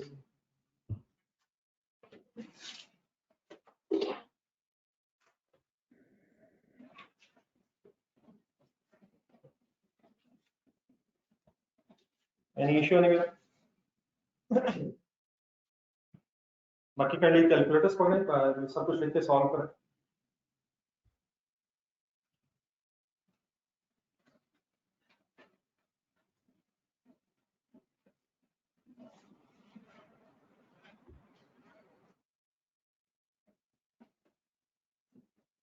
जिस मन टेंशन ना बटल इंशाल्लाह कुछ 2-3 दिन जरा रुक जाए, इस वीकेंड तक शायद इंशाल्लाह अवेलेबल हो जाए।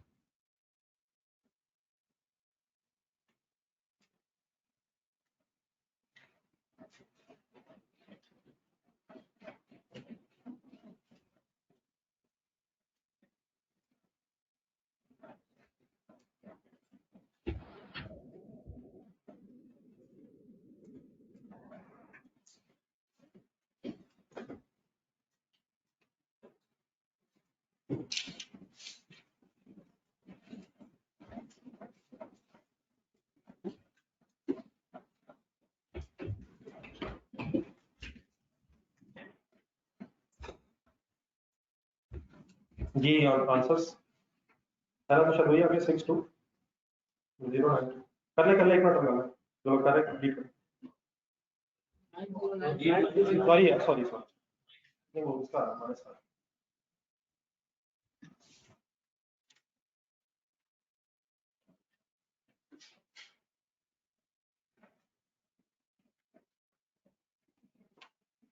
जी खलीफ साहब इंशाल्लाह टेंशन ना वो इंशाल्लाह जैसे आप कहें वैसे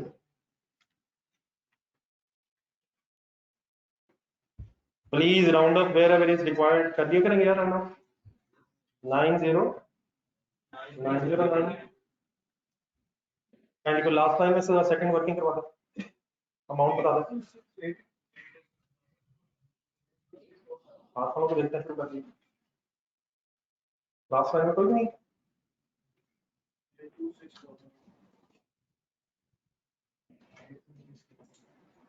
82645 वर्किंग हो रही है ना प्लीज समझ आ गया ना कि शायद कैलकुलेटर्स नहीं -3 7331 -4 301 6092 इनका एक सम करें 379 07 फाइनल करें से आई होप कि सबने राउंडिंग ऑफ सेम की हुई प्लीज इनमें डिफरेंस ना ही लेके हैं हम पहला दिन तो डिफरेंसेस के बगैर निकल राउंडिंग ऑफ 079 है मेरा approximately 079 any issue in the working complete है सर कंप्लीट है सर एक क्वेश्चन पूछना आपसे जरा बता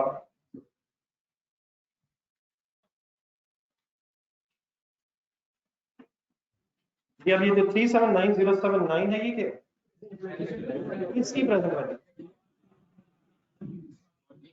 1 लाख की प्रेजेंट वो 5 इंस्टॉलमेंट्स वो 1 लाख की अमाउंट तो एक साल के इंटरवल पे पे होनी है ये उन 5 लाख की प्रेजेंट ये हमने 5 लाख इकट्ठा करके एक ही दफा प्रेजेंट वैल्यू क्यों नहीं निकाला अगर for example 5 lakh rupees are to be payable at the end of 5 years इकट्ठे हम इकट्ठे 1 + i - n यूज करके -5 करके प्रेजेंट वैल्यू निकाल सकते हैं यहाँ प्रॉब्लम क्या है अमाउंट इंस्टॉलमेंट्स में पे करनी पड़ी इसलिए हमें अलग अलग वर्किंग करनी पड़ी है bye using the formula of discounting तो ये please 379,000 something is the present value of those 5 amounts of rupees 1 lakh जो एक साल के इंटरवल से पे होंगे तब ओके प्लीज यार लेकिन देन बट आप डिफरेंटली ये वर्किंग्स करते हुए हमें 5 वर्किंग्स करनी पड़ी अगर सपोज एक 10 इंस्टॉलमेंट्स हो सकते तो कर सकते थे हम गलत वाली बात नहीं है ये हो सकता है 10 12 हो 15 हो जितना भी हो तो हम डिस्काउंटिंग का फॉर्मूला यूज करके वर्किंग अलग अलग कर सकते हैं लेकिन डेफिनेटली टाइम कंज्यूमिंग है हमें 5 वर्किंग्स करनी पड़ी उनका सम करना लेना पड़ा तो देन इसका एक शॉर्टकट भी है आप ऊपर जरा वापस आ जाए अपने पेज पर डिस्काउंटिंग से ऑपोजिट एक फॉर्मूला लिखा हुआ यूनिटी का तो पहले जरा मेरे वर्ड्स कंप्लीट हो लेने दीजिएगा होपफुली ये फॉर्मूला शायद आपने पहले भी देखा होगा फॉर्मूला अगर मैं ऐसे जस्ट बोल दूं तो आप भी जरा देख के बोलना जरा 1 - 1 + i - n है फिर होल i के बाद इंटरेस्ट रेट से बाद एक बार दोबारा रिपीट करने देते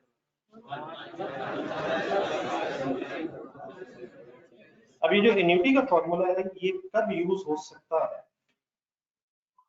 अगर एक से ज्यादा एक सेकंड लेट मी रिवाइज अगर किसी के ज़हन में आ भी जाता है अगर एक से ज्यादा अमाउंट्स हो मैं 3 चीजें इसमें मेन बोलूंगा नंबर 1 एक से ज्यादा अगर अमाउंट्स हो इन्वॉल्व लेकिन वो अमाउंट सेम हो और उनका टाइम का गैप सेम मतलब अगर 1 साल का गैप है तो हर अमाउंट में 1 साल हो अगर मंथली है तो हर एक में मंथली गैप हो क्वार्टरली हो सेमी एनुअल हो जो भी गैप है टाइम का वो भी हर अमाउंट में अगर सेम तो कौन सी 3 चीजें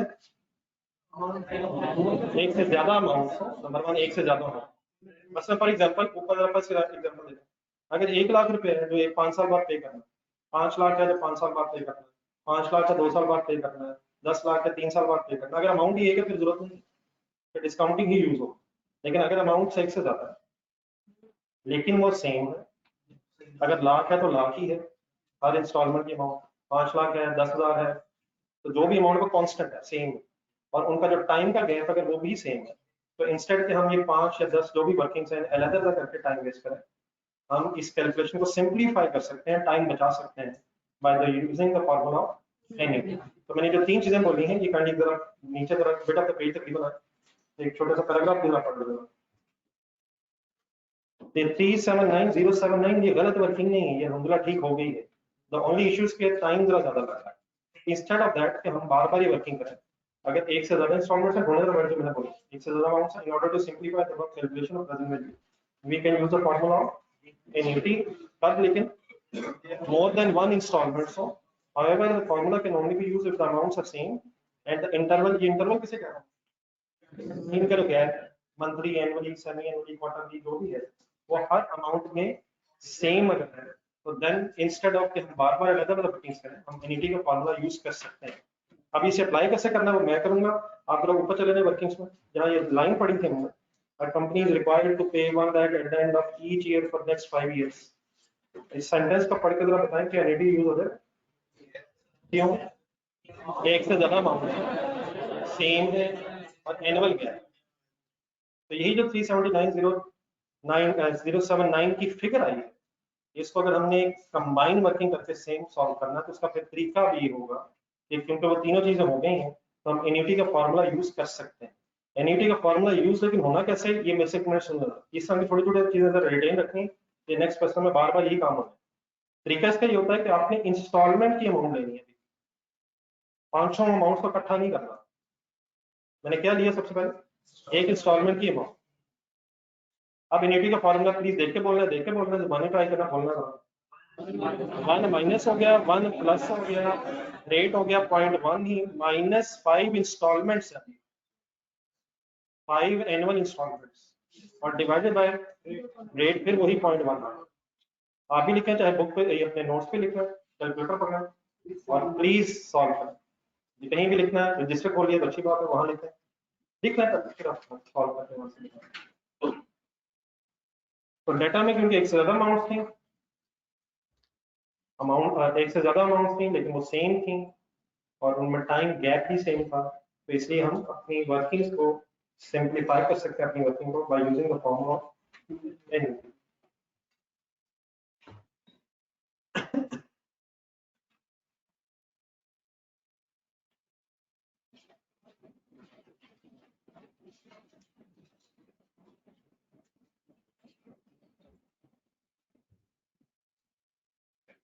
एनी कंफ्यूजन जी, आंसर कर लास्ट टाइम में तो हसरत ही मिल जाएगी, लास्ट टाइम तो बंदा ही नहीं है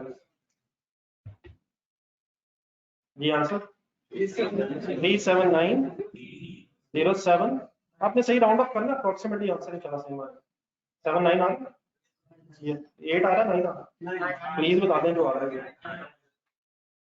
नहीं सही राउंड ऑफ करके उसको बता दो। तो आंसर प्लीज मैच कर गया सर, आंसर प्लीज मैच कर गया है। ये क्या है, इसकी इन 5 इंस्टॉलमेंट्स की, उन 1 लाख की 5 इंस्टॉलमेंट्स की जिन्होंने एक एक साल के गैप पे, लेकिन मैंने 5 लाख इकट्ठा नहीं लिखा, लेनी इंस्टॉलमेंट ही है। इंशाल्लाह आंसर उन 5 अमाउंट्स का -5 करने की वजह से एक कंबाइंड आंसर आ जाएगा। तो रादर देन क्या पता चला जी, इससे पहले जो थोड़ी सी आपने वर्किंग की थी मेरे से 7 रजिस्टर में, क्या वो गलत थी? वो बिल्कुल सही है, डिस्काउंटिंग के फॉर्मूले से वर्किंग हो सकती है लेकिन वो टाइम कंज्यूमिंग है। तो जब कभी एक से ज्यादा अमाउंट हो जाएंगी लेकिन वो सेम होगी, उनका टाइम गैप भी सेम होगा, तो हम अपना टाइम बचा सकते हैं bye using the formula of NUT.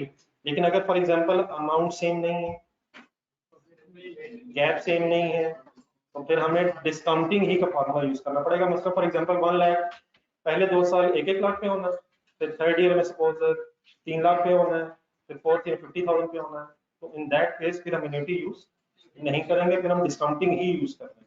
वैसे उनके भी तरीके होते हैं लेकिन फाइनेंशियल अकाउंटिंग में उसकी जरूरत नहीं है, तो फिर एमएफए वगैरह में जरूरत पड़ती है। तो आपने बस प्लीज ध्यान में क्या रखना है, अगर एक ही अमाउंट है फिर तो लगना ही डिस्काउंटिंग का फॉर्मूला, लेकिन अगर एक से ज्यादा अमाउंट्स हैं, सेम है, गैप सेम है, इंटरवल सेम है, तो आप फिर एन्युटी लगा सकते हैं। लेकिन अगर अमाउंट्स डिफरेंट हो जाएंगे या उनका टाइम इंटरवल डिफरेंट हो जाएगा तो फिर हम एन्युटी का फॉर्मूला यूज करने की बजाय डिस्काउंटिंग से ही वर्किंग किया जाए। अब एक नजर आप काइंडली रिवाइज कर लें, मेरी किसी बात में अगर यहाँ तक कंफ्यूजन है, देखें फार्मूला अभी आगे नहीं बढ़ा इंशाल्लाह, कोई सफे ना गिरेगा अभी से रहना।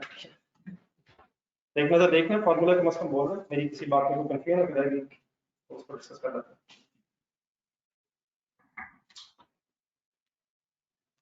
Any question anyone?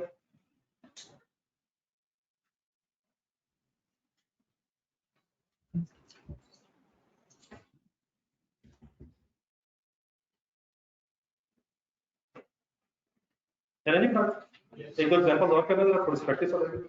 इमीडिएटली जहां ये 379079 सॉल्व हुआ, यहाँ स्टूडेंट्स आप साथ इसके नीचे के डॉट्स का ढूंढना। ठीक है, नीचे आंसर्स लिखे ना, लेकिन प्लीज अगर नहीं भी लिख रहे तो कम से कम कैलकुलेटर पर जरूर सॉल्व करें। ये वर्किंग हो रही है ना सबकी calculator? Yes. How to use icons, कौन कौन से कैसे यूज हो रहा है, आइडिया तो आपको है, लेकिन जरा दोबारा रिवाइज करें। चलो आगे, ये लिखा हुआ है नेक्स्ट 4 एनुअल इंस्टॉलमेंट्स, मिल गया कहां से पढ़ा? 4 annual installments of rupees 71,465 payable at the end of each year. Interest rate is 16%. Sentence दोबारा पढ़े, बताएं एन्युटी लग जाएगा? वजह 4 है, एक से ज्यादा है। 71,465 के एनुअल इंस्टॉलमेंट है, कितने साल है? तो एनुअल इंस्टॉलमेंट फॉर 4 years, तो एन्युटी लगा लूं? क्यों?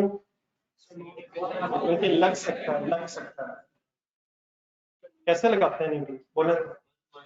नहीं, सबसे पहले इंस्टॉलमेंट की अमाउंट बोलना है, और इंस्टॉलमेंट की अमाउंट को मल्टीप्लाई करते हैं, 1 माइनस लिखे, सॉल्व करने पे नोट्स भी करना, 1 प्लस 0.16 हो जाएगा, 16%, 16 divide by 100 minus 4 and divided by 0.16। अब डेफिनेटली एनुअल इंस्टॉलमेंट्स की जगह सेमी एनुअल भी आएंगी, क्वार्टरली भी आएंगी, वो सब इंशाल्लाह वर्किंग हो जाएगी। तो काइंडली सो दैट जरा रिस्ट्रिक्ट योरसेल्फ जितनी बात हो रही है, बट इंशाल्लाह डेफिनेटली वो चीजें भी आएंगी। अगर क्वार्टरली ये सेमी एनुअल हो जाएगा फिर क्या करें, उसको वो भी इंशाल्लाह डिस्कस करते हैं। अप्लाई करना आगे, फिर सॉल्व करने अप्रॉक्सीमेटली आंसर लिखते रहना, इसी पे लिखना है, कुछ ना कुछ यूजफुल होगा। 1999 जी, it is present value of those 4 instalments जिनमें एनुअल अमाउंट है 71,465। मतलब ये प्रेजेंट वैल्यू सिर्फ 71,465 की एक इंस्टॉलमेंट की नहीं, ये उन्हीं चारों की इंस्टॉलमेंट्स की हमने इकट्ठी निकाली, मतलब वरना डेफिनेटली प्रेजेंट वैल्यू तो कम हो सकती है। तो ये ना ध्यान में आएगी, 71,465 की ही प्रेजेंट वैल्यू, ये उसकी 4 इंस्टॉलमेंट्स की प्रेजेंट वैल्यू। बस फॉर एग्जांपल जरा कैलकुलेटर पे लिखें 71,465, इसको मल्टीप्लाई बाय 4 करें, 71,465 into 4, ये क्या है? ये वो सब टोटल अमाउंट है 285 समथिंग, पूरी कितने? 585 860, ये वो टोटल अमाउंट्स हैं जिनकी प्रेजेंट वैल्यू। तो सवाल मेरा एक और फिर है, ये हमने इकट्ठा करके प्रेजेंट वैल्यू क्यों नहीं डाली? नहीं, मतलब मल्टीप्लाइड बाय 4 करें, और मल्टीप्लाइड बाय 4 करके जो अमाउंट आई इसे 1 प्लस आई डिस्काउंटिंग का फॉर्मूला। ये कब हो सकता था? ये हो सकता था अगर ये चारों अमाउंट्स इकट्ठी 4 साल बाद देनी है, ये चारों अमाउंट्स देनी ही 4 साल बाद इकट्ठी करके होती तो हम यकीनन टोटल की प्रेजेंट वैल्यू में, लेकिन हमने एन्युटी क्यों लगाया? अलग-अलग। हाँ, क्या अलग-अलग 4 वर्किंग्स हो सकती थी डिस्काउंटिंग? हाँ, वो हो सकती थी, लेकिन वो भी नहीं की, वो टाइम पर जीरो। क्लियर हो रहा है प्लीज? चलिए, छोटी सी वेरिएशन और आ रही है, एनी कंफ्यूजन? हर एंगल से काइंडली सुनते रहिएगा, वो क्यों नहीं किया, ये क्यों किया, कैसे हो सकता था? जी ऑल स्टूडेंट्स ओके?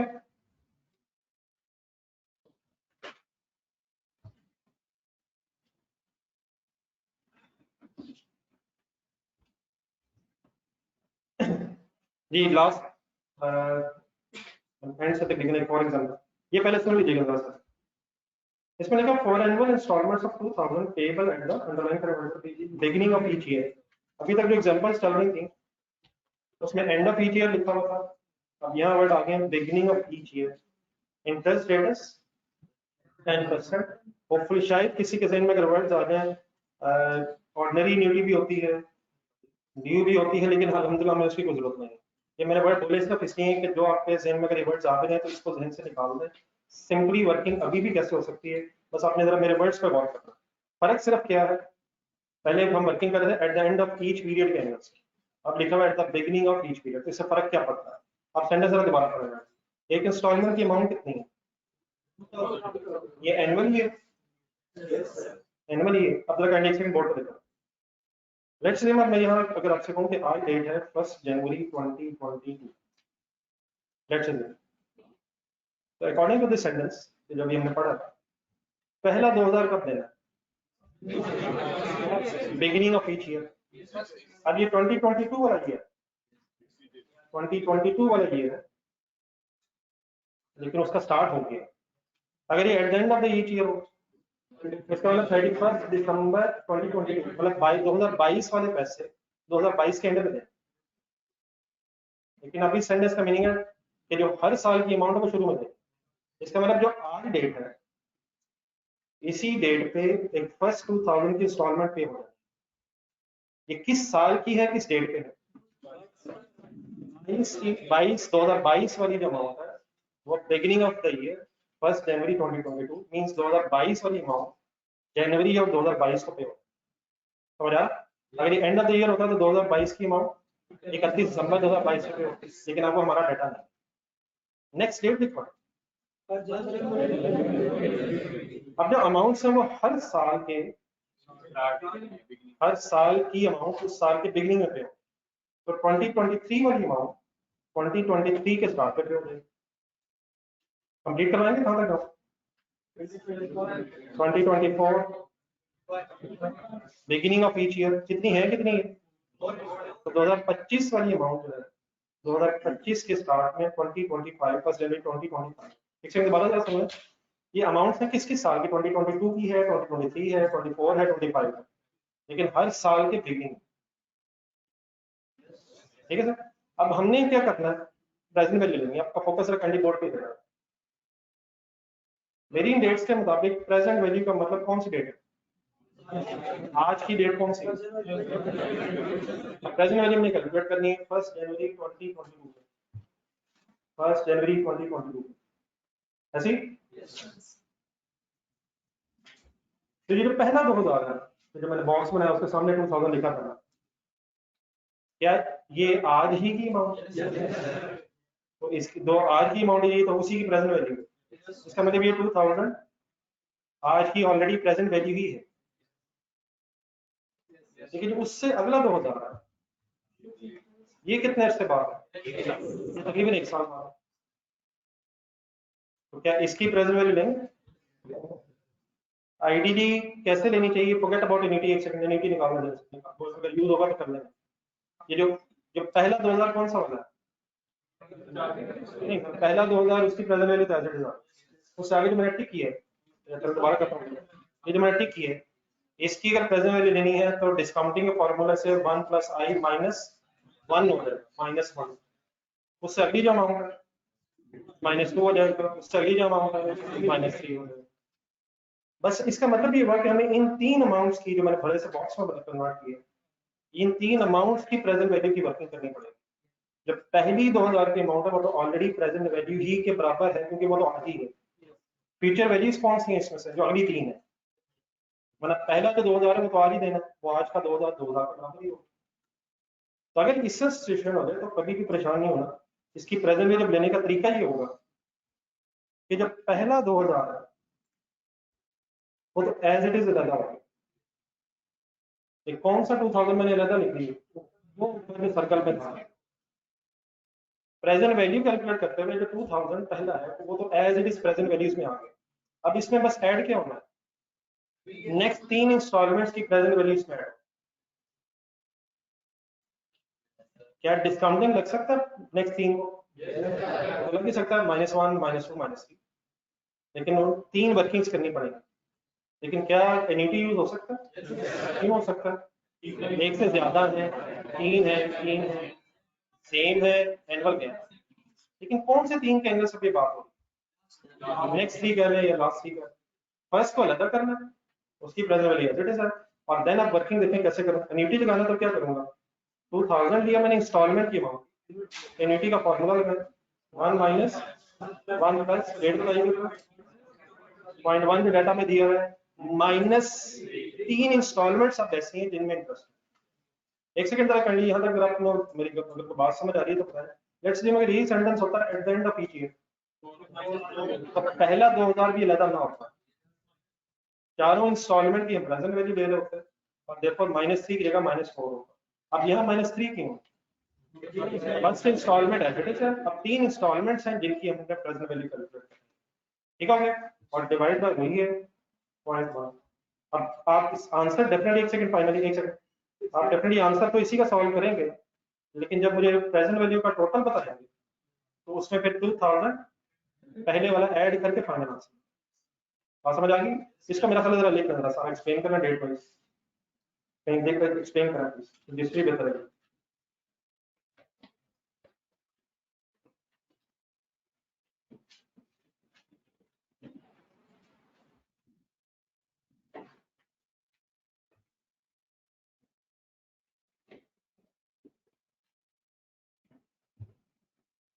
जी ऑनलाइन स्टूडेंट्स आपको समझ आएगी प्लीज?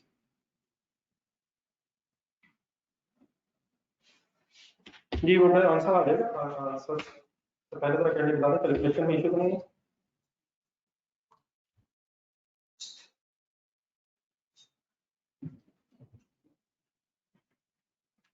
नहीं, ठीक ठीक ठीक है बैठ। नहीं तो क्या हुआ खरीद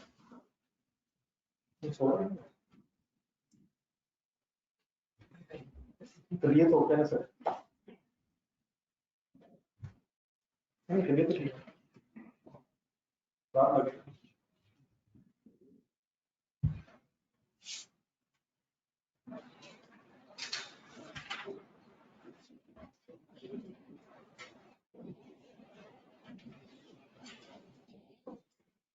हाँ सर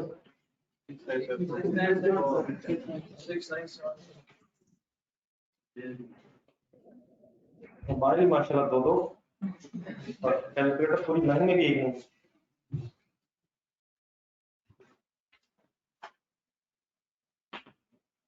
जी कोई आखिरी लाइन में से आंसर बता ही दे यार जाते जाते। एनी कंफ्यूजन नहीं, मैंने 2000 अलग कर दिए, बिगिनिंग जब हुआ करेगा जब instalments beginning of the period है तो फर्स्ट इंस्टॉलमेंट अलग क्योंकि वो आज ही है, और जब रिमेनिंग रह जाएंगे फिर उनकी प्रेजेंटेबिलिटी की तरफ देखा। जी फाइनल आंसर कर 6974, ठीक है। ये 2000 क्यों प्लस कर दिए इसमें? नहीं ये क्यों प्लस कर दिए, ये क्यों प्लस कर दिए? नहीं हम तो प्रेजेंट वैल्यू कैलकुलेट कर रहे थे तो 2000 प्लस कर दिए। ये फ्यूचर वैल्यू और प्रेजेंट वैल्यू सेम ही है, मतलब ये है ही प्रेजेंट वैल्यू, तो ये तो प्रेजेंट वैल्यू थी ही 2000, उसके अलावा जो 3 अमाउंट रह गई थी उनकी फिर प्रेजेंट वैल्यू लेकर अपने प्लस कर दी। कोई मेरी बात में कंफ्यूजन करनी रह गई हो? Any confusion anywhere? तो ओके है सर? जी ऑनलाइन स्टूडेंट्स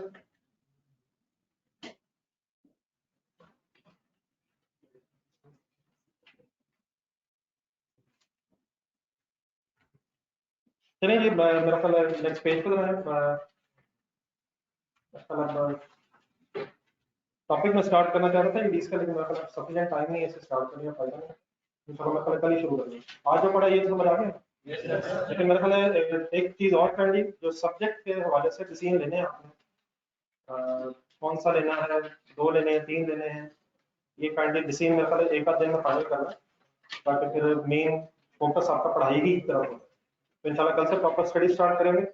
कल का टाइम जरा बता के उठेंगे।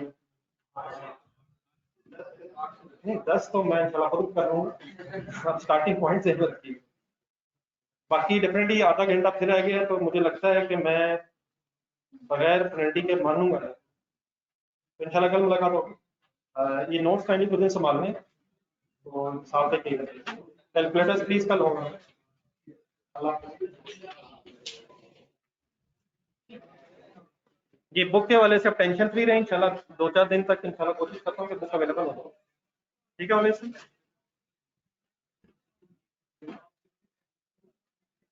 कोई कंफ्यूजन नहीं आप लोगों की रहेगी? ठीक है।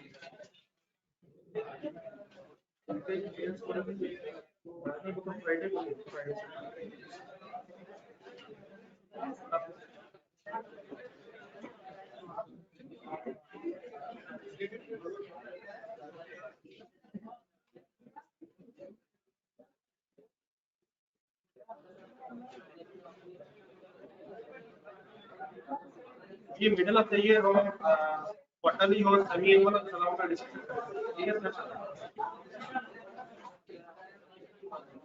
ये बुक आप नहीं देखेंगे, ट्रांसलेशन वाली रहने लगी, लेकिन कल आपको नहीं मिलेगी, ठीक है सर? सब सालाना का डिस्कस करें।